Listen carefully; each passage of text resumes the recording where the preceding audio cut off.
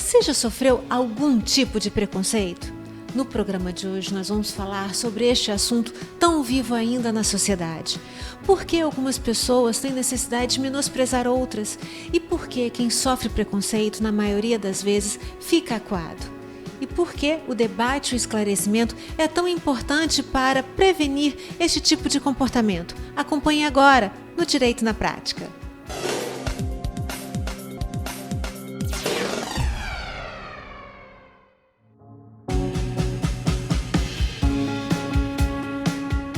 O preconceito é um juízo de valor criado sem razão objetiva e que se manifesta por meio da intolerância. Geralmente, ele envolve o rechaço à condição social, nacionalidade, orientação sexual, etnia, maneira de falar ou de se vestir de um indivíduo ou grupo social. E mesmo com tanto acesso à informação e debate sobre o assunto, por que ainda é tão presente? Josi, você já sofreu algum tipo de preconceito? Sim. E qual foi? O que aconteceu com você? Bom, um preconceito que eu levei na minha vida muito sério foi quando eu fui pedir um emprego a um salão de beleza. Eu, na época, tinha 22 anos. Não posso citar uma pessoa que a pessoa é conhecida no meio. E ela falou que não trabalhava com pessoas como eu. Como assim, pessoas como você? Com travesti. E você, como é que se sentiu? Na hora, foi um baque para mim. Mas depois eu sou uma pessoa que eu aprendi a conviver com minha situação. Dei a volta por cima, agradeci pela entrevista, desejei bom dia e voltei à luta. Seguiu a vida? Sim, brigar com a pessoa porque ela está no direito dela de me aceitar ou não dentro do estabelecimento dela. E eu vou obrigá-la a me aceitar pela minha condição sexual, pela minha escolha? Não. Ela está no direito dela, então até fiquei agradecido que ela me recebeu e me entrevistou. Mesmo se eu mentisse para ela que eu não sou travesti, que eu fosse mulher, o que aconteceria? Mais tarde, haveria comentários, buchiches dentro do salão, que pessoas que trabalhavam lá dentro me conheciam, e como ficaria a minha situação. Então, eu fui até grato a ela, porque ela até fala diretamente comigo que não trabalharia com pessoa por eu ser o que eu sou, travesti. Marcele, mas nem todo mundo é tão consciente, tão seguro quanto a Josi. Quais são as grandes consequências na vida de uma pessoa que sofre esse tipo de preconceito? Olha, a pessoa que sofre o preconceito, ela tem desde traumas, baixo autoconhecimento, isso reflete muito no cotidiano da pessoa. Realmente a Josi, ela é como se fosse uma exceção mesmo à regra. Porque geralmente esse tipo de preconceito, ele vai internalizando na pessoa coisas ruins, a pessoa acaba internalizando que ela não é boa o suficiente, ela começa a não se sentir pertencente ao meio e aí começa uma série de problemas que vai desde sintomas depressivos até uma depressão mesmo, que é uma condição que a gente chama de patológica. Ô Josi, você em algum momento pensou em denunciar a pessoa que agiu dessa forma? Não, em momento algum. Por quê? Ela está no direito dela. Inclusive, já fui ofendida dentro do meu trabalho, que é o meu salão que eu trabalho atualmente, por uma cliente minha, que me agrediu verbalmente, e outros clientes estavam presentes. E veio até um parente, um genro dessa senhora, falou que eu poderia processá-la, denunciá-la por estar me ofendendo no meu serviço, que ela me chamou de... Não vou nem falar o que ela falou. Não veio o caso. Então ele falou para mim, eu falei, não, para quê? Ela estava nervosa, era uma senhora de 70 anos, eu tive consideração com a idade dela, e ela falou que pensou na hora, ela estava nervosa. Eu não poderia encaixá-la no momento, no horário que ela queria. E geralmente quando as pessoas têm um poder aquisitivo, elas acham que tem dono, podem comprar qualquer coisa, qualquer horário, qualquer um. Como ela foi uma cliente minha de 30 anos, eu não esperava isso dela. E atualmente ela não é mais cliente minha, não denunciei nem nada. Cortei a amizade, que eu frequentava a casa dela, e a casa dela arrumá-la para viajar, para sair, para as festas. Cortei a amizade, ela é mais cliente minha, ela segue a vida dela, eu sigo a minha. Deus tá, o sol é para todo mundo, né? E eu acho que eu agi certo, não fazer isso com uma senhora de 70 anos. Mas você percebe que no teu meio a maioria das pessoas te respeita e te aceita da forma que você é? Olha, eu vou te falar, as pessoas do meu meio me aceitam sim. Mas eu tenho muitas clientes, que eu não vou citar não, porque quando me encontram na rua, elas, ou em restaurante mesmo, elas procuram não falar comigo. Finge que não me veio. Eu já passei por casos assim semelhantes. Então, veja bem, eu vou te falar. Nem todo mundo é obrigado a cumprimentar todo mundo fora do seu meio ambiente. E eu não sou amiga de cliente, sou prestadora de serviço. Então elas não são amigas minhas. Então elas não têm obrigação de me cumprimentar em público. E eu sinto isso na pele, você quer saber. De vez em quando eu passo por situações de estar em restaurante, em shopping, até mesmo na rua, de fingirem não me conhecer. Mas dentro do salão fazem uma festa comigo, brincam comigo, falam besteira. Mas dali para frente... Dentro do salão sou prestador de serviço e sou psicóloga, sou terapeuta, sou a boba da corte, tá? E assim segue a vida.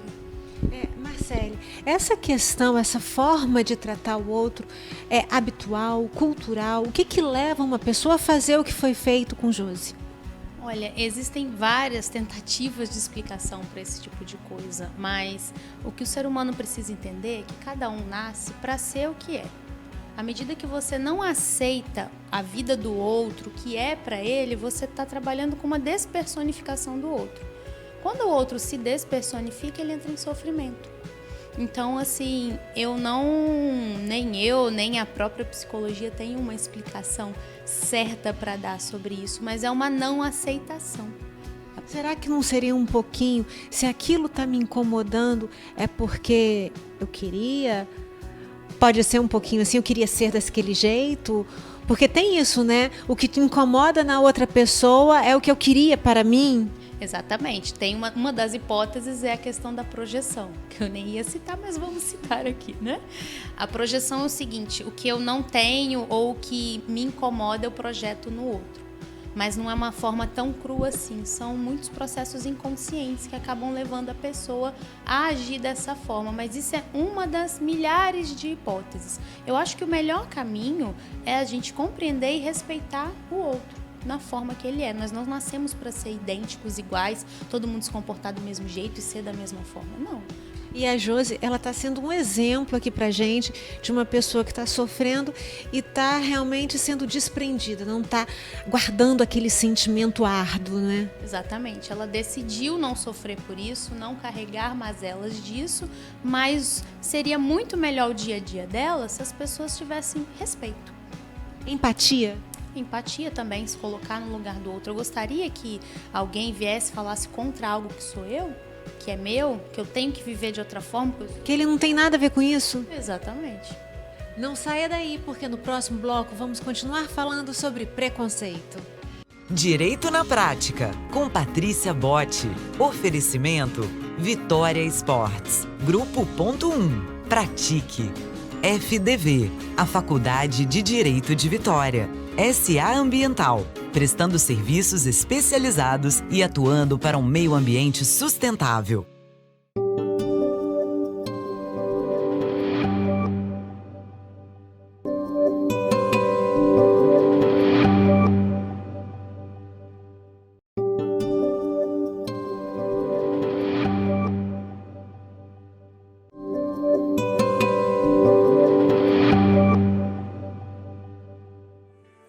Meu nome é Bárbara, eu moro em Itaparica e eu já sofri preconceito em relação ao meu peso, pois eu estava um pouco acima do meu peso na adolescência e era difícil fazer novas amizades em relação a isso, eu era excluída dos grupos sociais.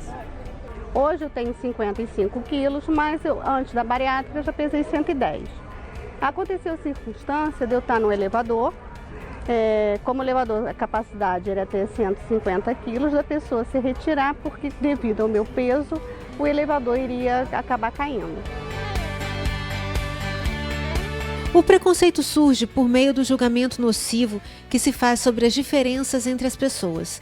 Esse tipo de atitude é muito prejudicial à sociedade, visto que gera desentendimentos, intrigas, ódio, etc. Uma das alternativas para diminuir cada vez mais esta postura intolerante é por meio do diálogo. E qual é a solução que você vislumbra para que a sociedade não haja desta forma? Então, o melhor caminho é sempre o respeito. Respeitar o outro, entender que somos realmente diferentes e que é possível viver em sociedade sem se incomodar com a vida do coleguinha. O que é para o coleguinha não é para você não precisa viver. A pessoa não está te afetando. Ela não está vivendo por você. Então é aquela velha história do cada um no seu quadrado. É um melhor caminho. E respeitar. Josi, e com relação a uma sociedade preconceituosa e intolerante, você acredita que isso pode mudar? Creio que não. A sociedade sempre foi hipócrita, sempre foi fingida, e é melhor você aceitar aquilo que lhe é propício, né? Que é para a visão geral das pessoas, que é o certo é você aceitar aquilo que é bonito para você, é bom você aceitar. Mas o que é diferente para a sociedade é um bicho de 7 cabeças, você não vão aceitar nunca. A sua visão é uma visão dura, mas é realista. É realista, não adianta não fingir dizer que a sociedade vai mudar. Não, pode passar eras, décadas, tá? Que nunca vai mudar. A sociedade vai ser a mesma, sempre. Virou moda você ter uma filha lésbica, virou moda você ter um filho gay, mas no fundo, não é aquilo que você quer. Lógico, até eu, se eu fosse hétero, eu nunca queria ter um filho gay e nem uma filha lésbica, com certeza.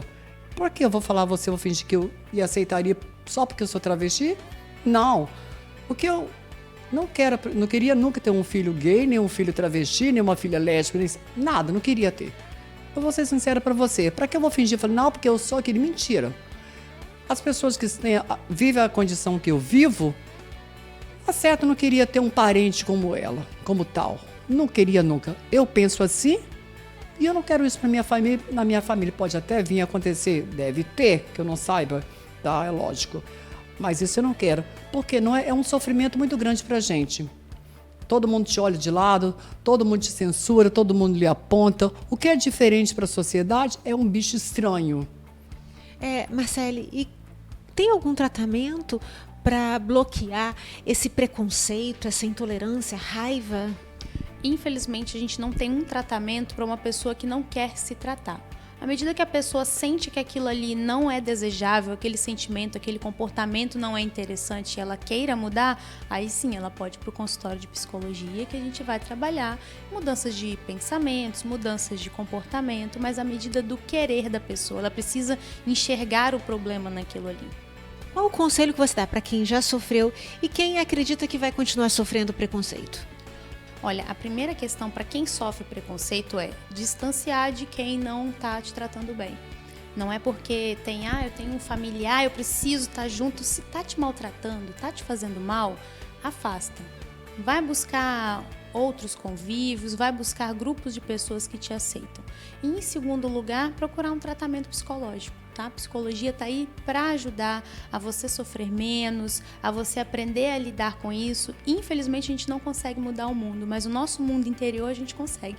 Mas é o que você disse, para mudar a pessoa tem que querer. Exatamente. Vamos para um rápido intervalo. Será que existe alguma solução para acabar com o preconceito? Acompanhe no próximo bloco.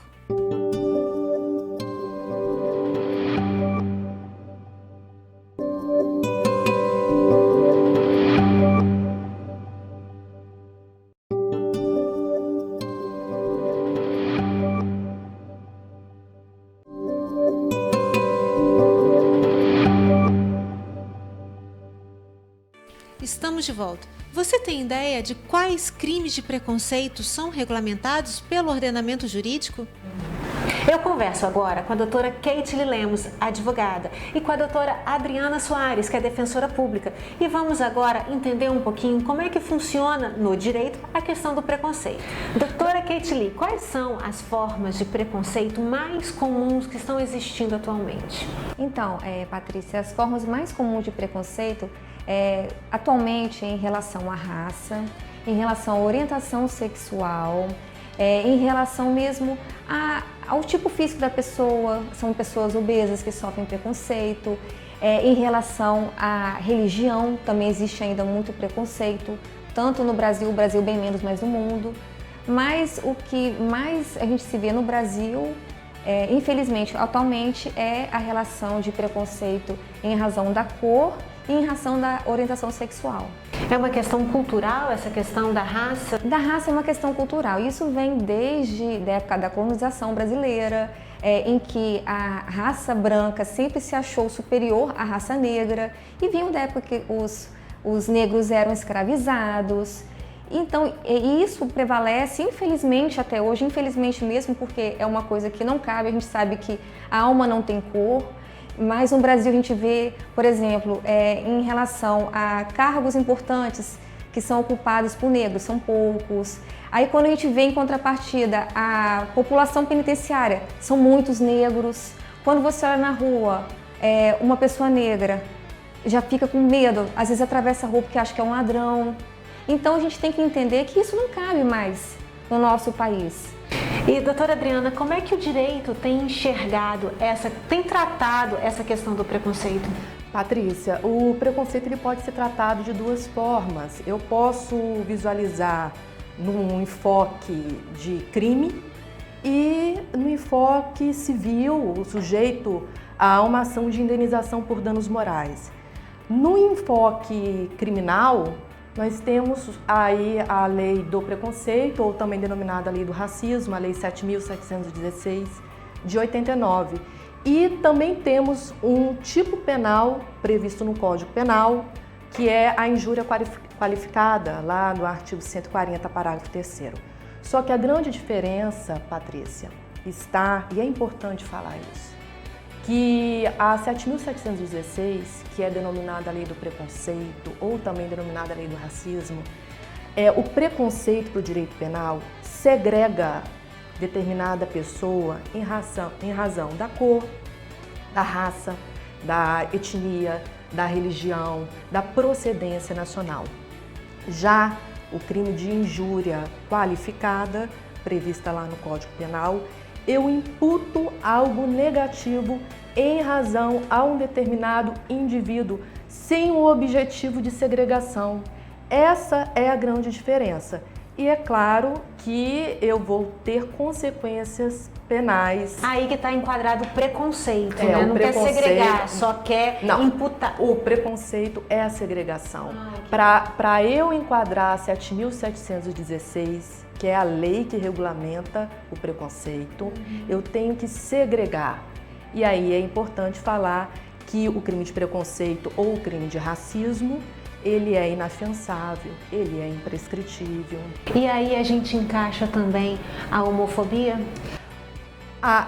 Esse é um ponto muito interessante, porque o crime de homofobia, nós não temos uma normatização, uma lei a respeito do assunto, porque o Congresso Nacional até hoje não legislou sobre o assunto. Nós temos um posicionamento do Supremo Tribunal Federal em duas ações, uma ação direta de inconstitucionalidade por omissão, que é de número 26, e um mandado de injunção, que é o de número 4733, onde os ministros do Supremo Tribunal Federal decidiram por aplicar a lei do preconceito nos casos de homofobia, por falta dessa atividade legislada do Congresso Nacional. Então hoje eu posso afiançar para você que se uma pessoa sofre um preconceito no que se refere à orientação sexual, nós temos uma imputação no âmbito criminal, sim, que eu aplico a lei 7.716 nesses casos. E como a pessoa que sofre preconceito pode se defender ou como ela pode reagir, doutora? Então, bom, eu sempre oriento as pessoas que eu conheço, os meus clientes, enfim, a população inteira que nunca reaja com violência. A violência, tanto física quanto a moral, não deve ser correspondida, não deve ser debatida. O que você tem que fazer? Procure uma orientação de um profissional, seja um advogado, seja uma delegacia, o Ministério Público, a Defensoria, que são pessoas especializadas que poderão orientá-lo, poderão ouvir o que aconteceu e, de acordo com o fato, poderão orientá-lo para dizer se aquilo foi um crime realmente, porque às vezes nem sempre o que a pessoa cometeu foi um crime, às vezes a gente confunde e às vezes é apenas uma ofensa sem maiores consequências. É importante, né? Exatamente. É importante essa diferença. Mas primeiro busque a orientação de um profissional. É a primeira atitude que você deve ter quando você acha que você sofreu algum tipo de preconceito. Busca o profissional, vai até uma delegacia. Vai a uma delegacia, um escritório de advocacia, ou a Defensoria Pública, ou o Ministério Público, e converse com onde que aconteceu, porque aí eles vão poder tipificar, se for o caso, o crime, e orientá-lo como vocês deverão fazer em relação ao prosseguimento da ação. E doutora Adriana, tem muitos casos de pessoas que chegam denunciando um crime de preconceito, ou normalmente a pessoa deixa pra lá, fica com aquele sentimento guardado e vai vivendo? Olha, eu acho que hoje o Brasil tem uma grande tendência, se busca isso no Brasil, de informar o indivíduo na busca dos seus direitos. Então eu acho que o Brasil, graças a Deus, Patrícia, está evoluindo para isso. Então hoje eu posso falar que num aspecto de relatar determinado fato de preconceito tem aumentado sim no Brasil.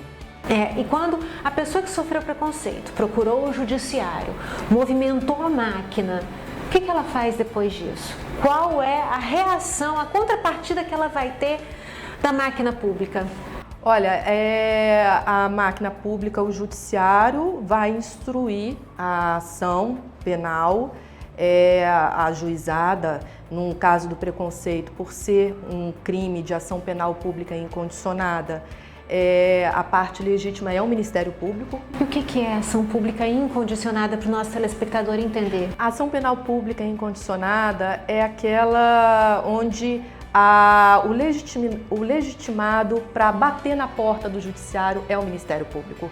E é uma ação que não está sujeita a nenhuma condição, pelo simples fato da vítima relatar o fato, seja no âmbito policial ou até para um agente público, um Ministério Público, ele tendo elementos, indícios, suspeitas da prática do fato, vai ajuizar a ação e essa ação vai correr no Poder Judiciário. Então só cabe à pessoa esperar a decisão judicial. E é importante que quando ela for fazer essa denúncia, levar alguma coisa, alguma informação junto para respaldar o que ela está falando? Sim, Patrícia, é importante muitas vezes a pessoa levar a prova, E se ela sofreu esse preconceito diante de determinada pessoa, buscar levar nomes dessas pessoas que presenciaram o fato criminoso, que serão ouvidas no judiciário como testemunha. Ou se sofreu através de uma rede social, é muito comum hoje em dia a pessoa sofrer o preconceito através de rede social.